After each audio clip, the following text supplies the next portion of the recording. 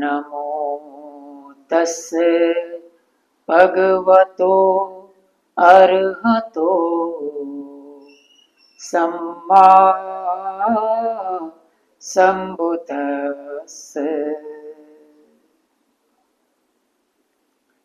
साधु साधु साधु। विश्व वंदनीय महाकारुणिक भगवान तथागत सम्यक संबुद्ध को पंचांग प्रणाम करता हूँ। बाबा साहब के प्रति कृतज्ञता व्यक्त करता हूँ और चैनल व्हील ऑफ धम्म को देख रहे हैं आप सभी श्रद्धावान उपासक उपासिकाओं के प्रति मंगल मैत्री व्यक्त करता हूँ। चैनल व्हील ऑफ धम्म को यदि आपने अब तक सब्सक्राइब नहीं किया है तो कृपया चैनल को सब्सक्राइब करें। वीडियो अच्छा लगता है, सच्चा लगता है तो लाइक एवं शेयर करना ना भूलें। इस तरह से धम्म का कारवां हौले हौले आगे बढ़ता रहे, आगे बढ़ता रहे। पिछले एक वीडियो में हमने ये बात किया था कि ये दुर्लभ मनुष्य जीवन हमको मिला है, तो इस दुर्लभ मनुष्य जीवन में हमें क्या प्राप्त कर लेना चाहिए। तो इसके ऊपर मैंने बताया था कि हमें मृत्यु के ऊपर विजय प्राप्त कर लेना चाहिए। मृत्यु को जान लेना, मृत्यु के ऊपर विजय प्राप्त कर लेने में ही जीवन की सार्थकता है। मुक्ति मोक्ष निर्वाण का यही द्योतक है, क्योंकि बुद्धवाणी में यम यानी मार को मृत्यु भी कहा जाता है। उसी विषय के ऊपर मैंने बात किया था कि मृत्यु के ऊपर विजय प्राप्त करने के लिए हमें क्या करना चाहिए। तो आज इसी के ऊपर हम थोड़ी बात करेंगे कि हम किस तरह से मृत्यु के ऊपर विजय प्राप्त कर सकते हैं। उसके लिए हम धम्मवाणी का सहारा भी लेंगे। शुरुआत में थोड़ी पूर्व भूमिका को समझते हैं। हमारी ये काया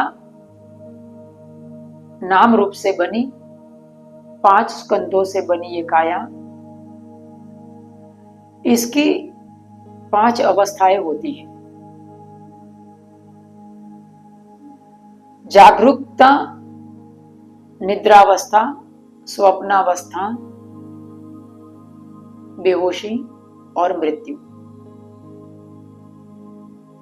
यदि ये 5 अवस्था में जागरूकता बनी रहती है तो ऐसा कह सकते हैं कि हमने अरहत्व को पा लिया है, निर्वाण रूपी परम मंगल का साक्षात्कार कर लिया है।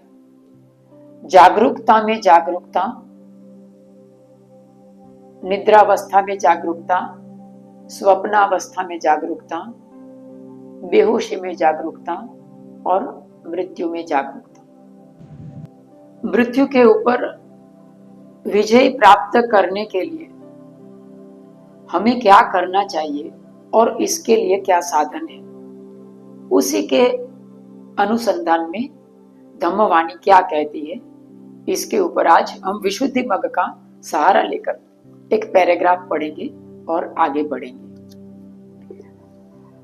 विशुद्धि मग में आनापान सती, आनापान सती के अंतर्गत एक छोटा सा पैराग्राफ है, वो उसी के ऊपर प्रकाश डालता है, तो उसको हम समझेंगे।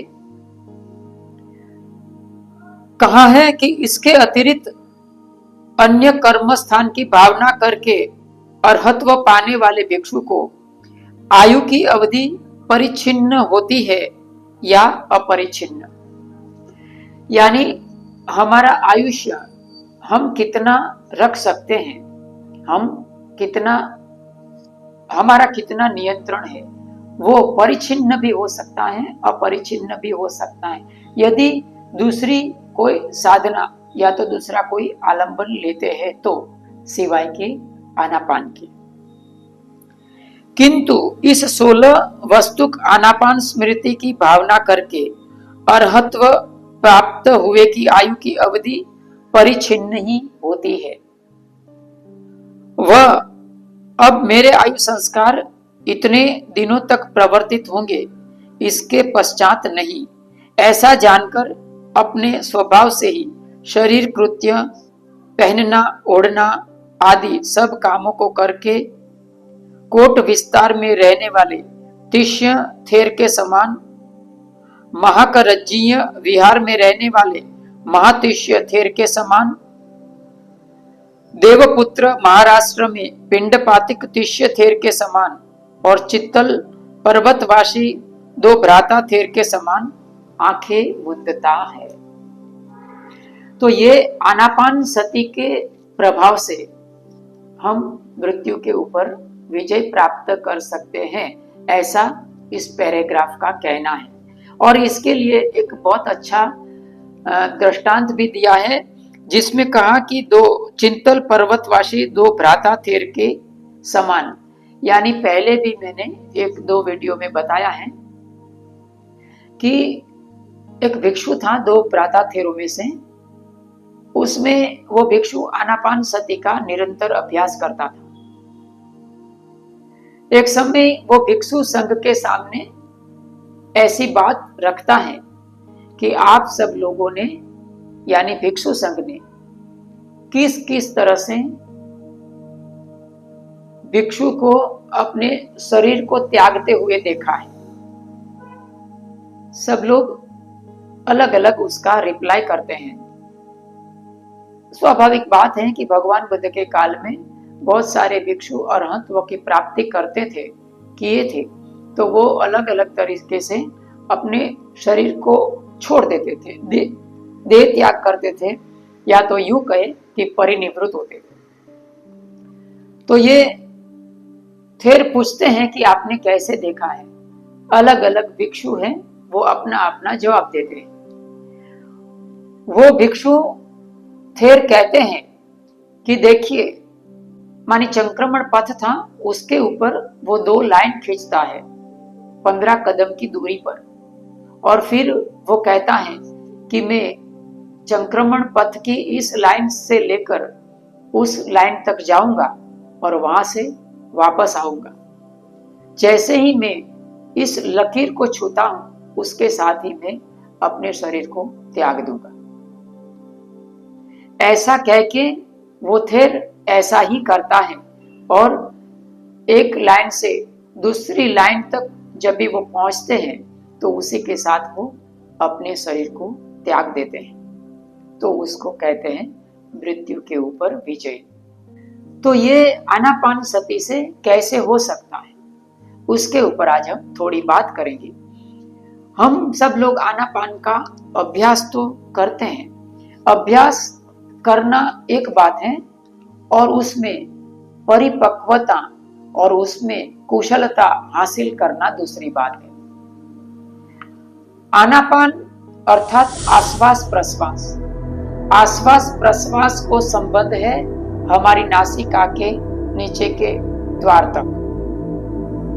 उसी को आनापान कहते हैं कि नासिका के द्वार पर दीघो रस्सोच अस्सासो पस्सासो पीच तादिसो चत्तारो वर्णा वतंती नासिका गेव भिक्खुनो। तो संबंध है इतने हिस्से तक, और होता यह है कि हमारा पूरा शरीर है वो गतिशील रहता है। हमारी छाती हलन चलन करती होती है, हमारा पेट हलन चलन करता होता है, हमारा बॉडी भी कोई बार मूवमेंट करता रहता है। तो ये आनापान का अभ्यास जरूर है, लेकिन आनापान की परिपक्वता और आनापान की कुशलता नहीं है।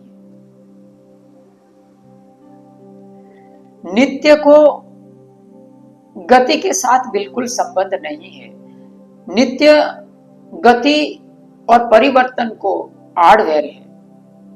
जहां परिवर्तन है, जहां गति है, वहां नित्यता नहीं हो सकती, वहां अनित्यता होती है। और जहां जहां अनित्यता है, वहां वहां जन्म, मृत्यु, जरा, व्याधि और मृत्यु का दुख होता है। तो आनापान सती का हम अभ्यास कैसे करें और उसमें कैसे परिपक्व हो, इसके ऊपर थोड़ी बात करके हम वीडियो का अंत करेंगे। अच्छी तरह से समझने की कोशिश करेंगे और जहां तक हो सके मैं सरलता से बात करूंगा। भगवान बुद्ध ने आनापान सती को बहुत महत्वपूर्ण बताया है। उन्होंने इतना महत्व बताया है आनापान सती का कि जिसकी हम कल्पना नहीं कर सकते हैं। निमित्तम आश्वास पश्चासा अनारंभणम एक चित्तस्य जानतो च तयो धम्मा भावना उपलब्धति। जो व्यक्ति निमित्त को जानता है, निमित्तम आश्वास प्रश्वास आनापान सती को जानता है, आश्वास प्रश्वास को जानता है और आलंबन को अच्छी तरह से जानता है, उसको भावना उपलब्ध हो जाती है। जान तो वो तय धम्मा, यानी ये 3 धर्म को जानता है, उसको भावना उपलब्ध होती है। उसी तरह से एक और गाथा में भी कहा है कि आनापान सती यथा परिपूर्णा स्वभाविता अनुपुब्बम परिचिता यथा बुद्धेन देशिता सो इमं पभासेति लोको अब्बो मुत्तो वचंदिमा। कितना बड़ा महत्व बताया है आनापान सती का कि आनापान सती यथा परिपूर्णा स्वभाविता, अच्छी तरह से अगर, जैसे मैंने कहा कि परिपक्वता कुशलता पूर्वक हासिल कर लेता है आनापान सती को, उसमें अच्छी तरह से परिपक्व हो जाता है। कैसे? तो कि यथा बुद्धेन देशिता, जैसा बुद्ध ने कहा है वैसे। तो सो इमं लोके पभासेति अब्बो मुत्तो वचंतिमा, ये लोक को आभावित करता है, प्रभावित करता है। जिस तरह से पूर्णिमा का चंद्र है वो आसमान को प्रभावित करता है, आलोकित करता है। तो ये आनापान सती है। आनापान सती में हम कब, क्यों और कैसे गलती करते हैं उसको समझते हैं और उसमें हम कुशलता कैसे हासिल कर सकते हैं। जैसा मैंने कहा कि आनापान सती एकाग्रता का अभ्यास है और उसको संबंध है हमारे नासिका के द्वार के साथ। उधर हमें देखते रहना है, लेकिन हम उसमें परिपक्व नहीं होते हैं। क्यों? क्योंकि हमारा जो बॉडी है वो मूवमेंट करता है, हमारा छाती, हमारा पेट मूवमेंट करता है। जब जब मूवमेंट है, हलन चलन है, शरीर में तनाव आता है और आनापान सती अभ्यास बनकर रह जाती है। उसमें कुशलता या उसमें परिपक्वता हासिल होना दूर चला जाता है। तो महत्व की बात है स्थिरता और शिथिलता की। स्थिरता और शिथिलता ही है जो कि नित्यता का द्योतक है। बहुत आसान है, हम अपने जीवन में बाहर देख सकते हैं, हमारे भीतर देख सकते हैं। क्या कुछ भी ऐसी चीज आपको नजर आती है जो गति शून्य हो? क्या कुछ भी ऐसी चीज नजर आती है जो अपरिवर्तनशील हो, परिवर्तनशील ना हो? क्या कहीं पर भी दूर दूर तक या तो नजदीक से नजदीक तक गति शून्यता यानी स्थिरता कहीं पर नजर आती है? नहीं। तो हमें यह हासिल करना है, यही नित्यता का सूचक है। तो पहली शर्त है, बहुत सरल सिंपल बात है। जैसे ही हम आनापान सती का अभ्यास करने बैठे तो स्थिर बैठे और शिथिल बैठे। जितना हो सके उतना स्थिरता में खुद को प्रवेश कराएं। पहले शुरुआत में श्वास प्रश्वास को देखना रहने दीजिए, सिर्फ स्थिरता और शिथिलता का अभ्यास करिए। स्थिरता और शिथिलता कहने को तो बहुत सरल है, बहुत सरल चीज है, लेकिन स्थिरता और शिथिलता का अभ्यास का अर्थ होता है कि हम पूरे यूनिवर्स के साथ हम विद्रोह कर रहे हैं, पूरे ब्रह्मांड का हम विद्रोह कर रहे हैं स्थिरता और शिथिलता का अभ्यास करके। क्योंकि पूरा ब्रह्मांड, पूरा यूनिवर्स, क्योंकि हम स्वयं ब्रह्मांड का एक अंश है, तो ये विद्रोह है वही हमें अंतिम अवस्था तक ले जाएगा। तो शर्त है स्थिरता और शिथिलता का अभ्यास करना शुरुआत में।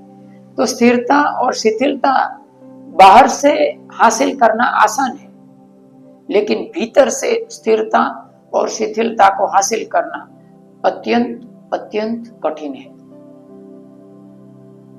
हमारा शरीर प्रतिक्षण थरक रहा है, हमारा शरीर प्रतिक्षण मूवमेंट कर रहा है, चाहे कारण कोई भी हो, लेकिन हमारा शरीर प्रतिक्षण अस्थिर होता है। ध्यान में अस्थिरता तो बहुत क्षुल्लक चीज है। हम प्रतिक्षण अस्थिर ही होते हैं, हम स्थिर नहीं होते हैं। हमारा बॉडी की अस्थिरता हमारे मानस की अस्थिरता को भी प्रभावित करती है। जितनी स्थिरता हमारे शरीर पर विद्यमान बनेगी, उतना ही हमारा मानस की भी स्थिरता हम हासिल कर सकते हैं। तो पहली शर्त है कि स्थिरता और शिथिलता का अभ्यास करना, भीतर से और बाहर से। भीतर से हम स्थिरता का अभ्यास कैसे करेंगे? तो हम देखेंगे, एकदम स्थिर बैठने की कोशिश करेंगे।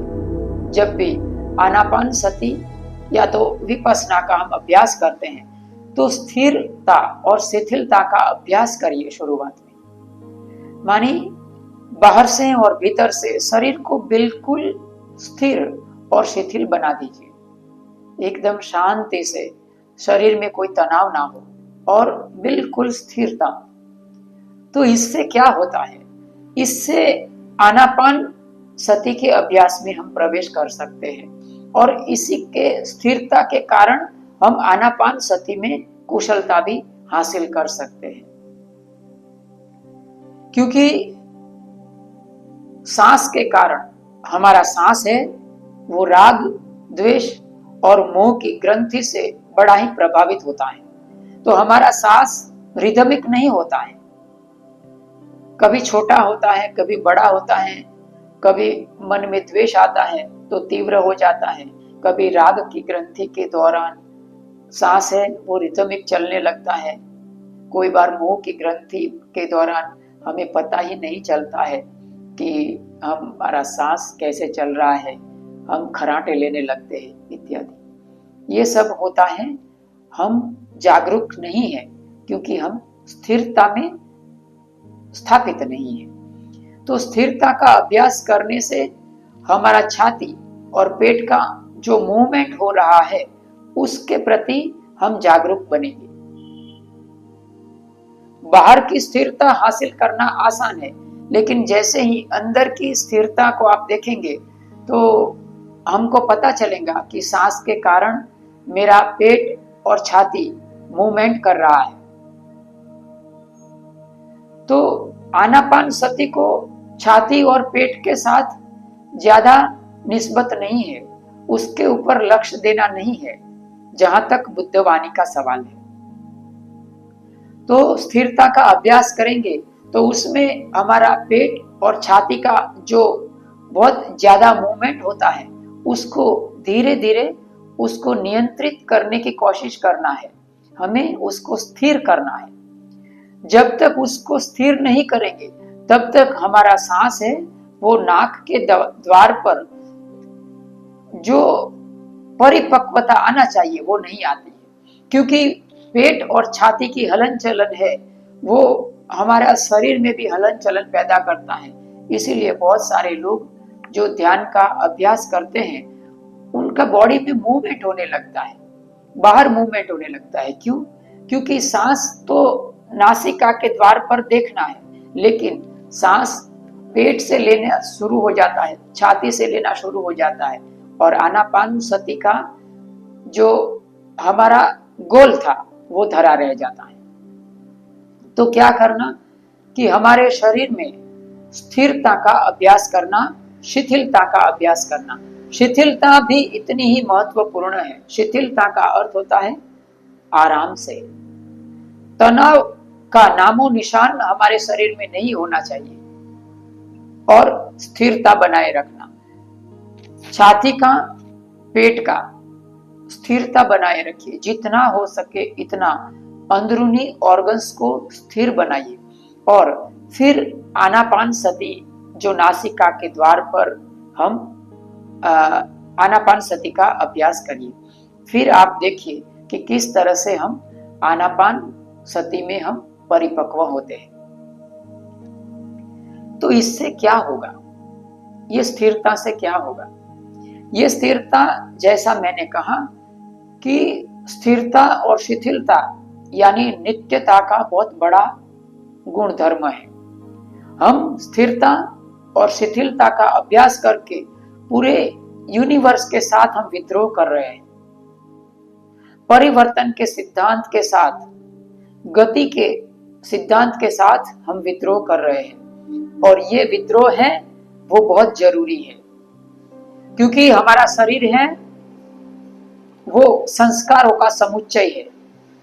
हमारा जो सांस है वो दरअसल संस्कारों का समुच्चय है। हमारा जो सांस है वो ध्यान के क्षेत्र में सकारात्मक पहलू नहीं है, क्योंकि भगवान बुद्ध ने इसको काया के संस्कार कहा है। पसभ्यम काय संखारम पस्स सीसामीति सिक्खति, पसभ्यम काय संखारम पस्स सीसामीति सिक्खति। इस काया के संस्कार को देखिए। उसको संस्कार क्यों कहा है? क्योंकि ये सांस है वही जन्म मृत्यु का बहुत दूरगामी परिणाम लाता है। आनापान सती के अभ्यास से हम मृत्यु के ऊपर नियंत्रण पा सकते हैं और इसी में जीवन की सार्थकता है और यही निर्वाण मुक्ति मोक्ष का द्योतक है। वीडियो का अंत करने से पहले आपको एक बहुत ही रसप्रद सवाल करता हूं। आप मुझे कमेंट बॉक्स में उसका रिप्लाई दीजिएगा। सवाल यह है कि हमारा सांस आता है जाता है, एक कुदरतन प्रक्रिया है, और यदि हम थोड़ी देर के लिए सांस को रोक लेते हैं, आप अभ्यास करना, थोड़ी देर के लिए आप शांति से बैठना, आराम से बैठना, स्थिर होकर बैठना और अपने सांस को थोड़ी देर के लिए रोक कर देखना, जब तक आपको सफोकेशन यानी घुटन महसूस ना हो। अभी सवाल यह है कि ये सफोकेशन क्यों होता है? हमको जो सांस नहीं लेने के कारण घुटन महसूस क्यों होता है और किसको होता है? आप उसको बहुत ध्यान से उसका अवलोकन करिएगा और मुझे अपना जवाब है वो कमेंट बॉक्स में जरूर लिखिएगा। तो आज इतना रखते हैं। सबके लिए बहुत बहुत मंगल कामना। सबका मंगल हो, सबका मंगल हो, सबका मंगल। साधु साधु साधु।